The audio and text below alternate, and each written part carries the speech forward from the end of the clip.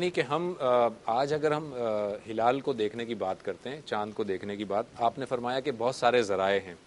اگر ہم بہت سارے ذرائعوں کی بات کرتے ہیں تو ظاہر ہے کہ ایسٹرولوجرز جو ہیں، جو ماہرین فلکیات ہیں، وہ زیادہ بہتر سمجھتے ہیں کہ چاند کب طلوع ہوگا، کب پیدا ہوگا چاند اور کب نہیں نظر آئے گا. تو گویا کہ یہ سارا کا سارا معاملہ ان پر چھوڑ دیا جائے یا اس میں علماء بھی کوئی اپنا کردار ادا ایسا ہی کریں کرنا چاہیے. اس میں علماء نے کیا کرنا ہے؟ دیکھیے مہینے کی تعین کرنا ماہرین فلکیات کا کام ہے.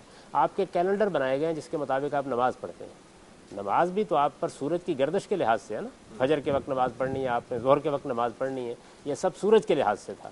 لیکن اب آپ نے کیا کیا ہے، کیلنڈر بنا دیا ہے، وہ آپ کے یہاں لٹکا ہوا ہے. آپ گھڑی پر وقت دیکھتے ہیں، آپ باہر نکل کے دیکھتے بھی نہیں ہیں کہ طلوع ہو گیا یا غروب ہو گیا اور آپ لیکن نماز چاند کے معاملے میں تو یہ کہا جاتا ہے نا کہ جو تمہیں گواہی دے گا وہ امین ہونا چاہیے، اس کے اندر یہ خصوصیات ہونی چاہیے. جی کہ نبی صلی اللہ علیہ وسلم کے زمانے میں ایک طریقہ یہ تھا کہ مہینے کی تعین چاند دیکھ کے کر لی جائے، یہ کر لیتے تھے.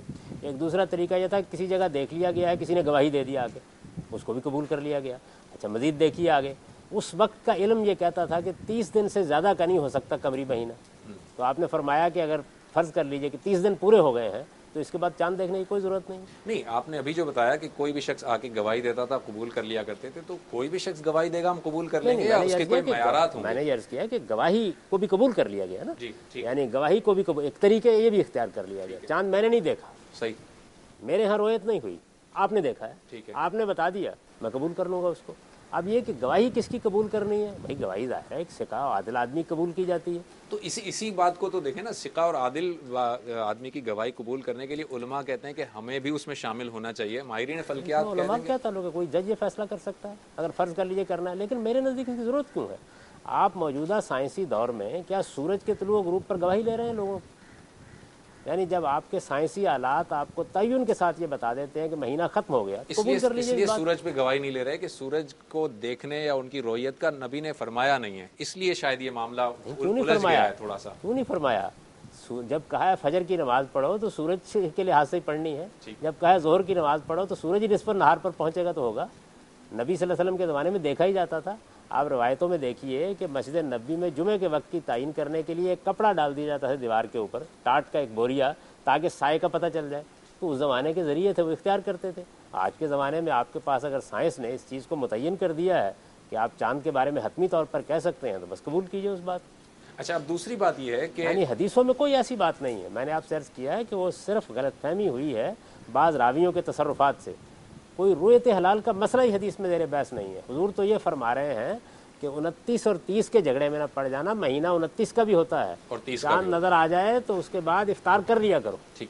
اچھا، دوسرا یہاں پر ایک سوال یہ پیدا ہوتا ہے کہ چاند کسی ایک علاقے میں نظر آیا، مثال کے طور پر ہم پاکستان کی اگر اگزامپل لیں، پشاور میں نظر آ گیا چاند، تو کیا اس کی جو رویت ہے وہ سب پر، پوری ریاست پر وہ اپلائی کر دی جائے گی یا ہر سٹی کے اندر یا ہر پروونس کے اندر اس کا دیکھنا لازم ہے؟ اس طرح کی کوئی بات ملتی ہے دین سے؟ دیکھیے اس کو آپ پر چھوڑ دیا گیا ہے.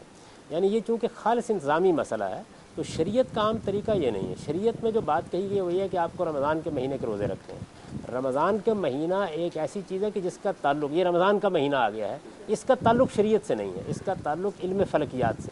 آپ چاہیں یہ قانون بنا دیں کہ ہر علاقے کے لوگ اپنی اپنی رویت کے لحاظ سے نماز پڑھ لیں، آپ چاہیں تو یہ قانون بات چھوڑ دی گئی. ظاہر بات ہے مسلمانوں کا نظم اجتماعی فیصلہ کرے گا. ٹھیک ہے، یعنی ریاست کی آج جو بھی مرکزی وہ ہے تنظیم ہے جس کو ہم مرکزی رویت ہلال کمیٹی کہتے ہیں، وہ ریاست نے نامزد کی ہے. میرے بھائی مجھے یہ بتائیے کہ ہندوستان اور پاکستان ایک ملک تھے، ٹھیک ہے، تو آپ کے ہاں جو واگا کے بارڈر کے اوپر رویت ہوتی تھی وہ ادھر لوگوں پہ لازم ہوتی تھی نا اس زمانے میں، اب نہیں ہوتی.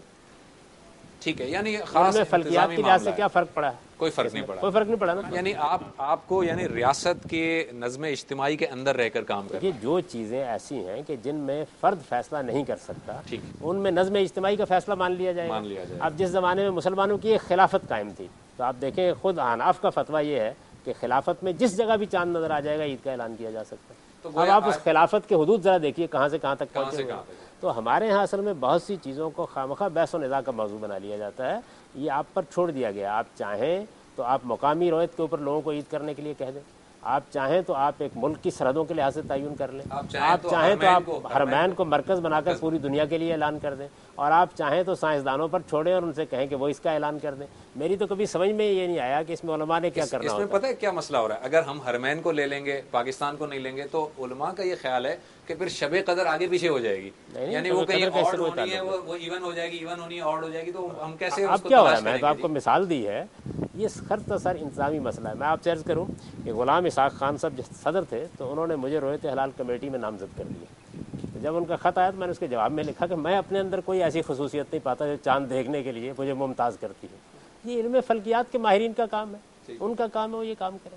بہت شکریہ جاوید صاحب, آج آپ نے یہ پوری اسپیشل ایڈیشن کا لاسٹ پروگرام دیکھا اور امید ہے آپ کو بہت پسند آیا ہوگا. ہم نے اس میں عید الفطر, صدقہ فطر اور چاند کی رویت سے متعلق گفتگو کی, اور بالکل آپ نے جاوید صاحب کی بات سنی کہ یہ چاند کی جو رویت ہے خالصتاً انتظامی مسئلہ ہے, اور یہ ریاست کے نظم اجتماعی کے تحت ہی ہمیں اس پر عمل بھی کرنا چاہیے.